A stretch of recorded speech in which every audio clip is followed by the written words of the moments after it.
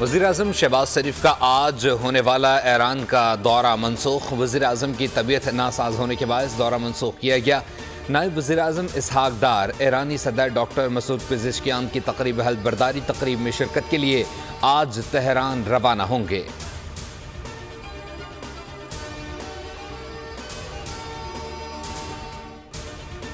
बानी पीटीआई के खिलाफ 190 मिलियन पाउंड रेफरेंस की समाअत आज अडयाला जेल में होगी।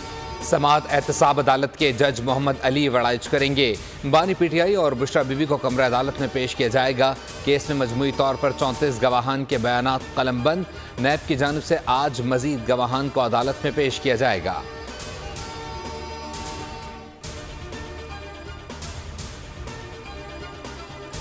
कौमी असम्बली का इजलास आज होगा। हुकूमती इत्तेहादी अरकान को शिरकत यकीनी बनाने की हिदायत। कानून साजी से मुतालिक इत्तेहादियों को एतमाद में लिया जाएगा।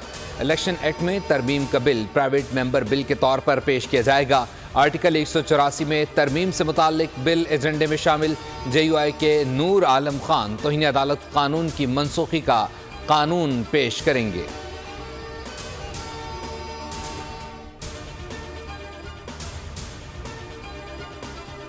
और कराची के शहरियों पर बिजली बिलों के मजीद बोझ की तैयारी। मई और जून के फ्यूल प्राइस एडजस्टमेंट की दरख्वास्तों की समाअत नेपरा में आज होगी। के इलेक्ट्रिक ने मई की फ्यूल एडजस्टमेंट की मद में ₹2.53 फी यूनिट इजाफा मांग लिया। जून की फ्यूल एडजस्टमेंट के तहत ₹2.92 इजाफे की दरख्वास्त दायर की गई थी। दरख्वास्त की मंजूरी के बाद के इलेक्ट्रिक के सार्फिन पर 10 अरब रुपए से जायद का बोझ पड़ेगा।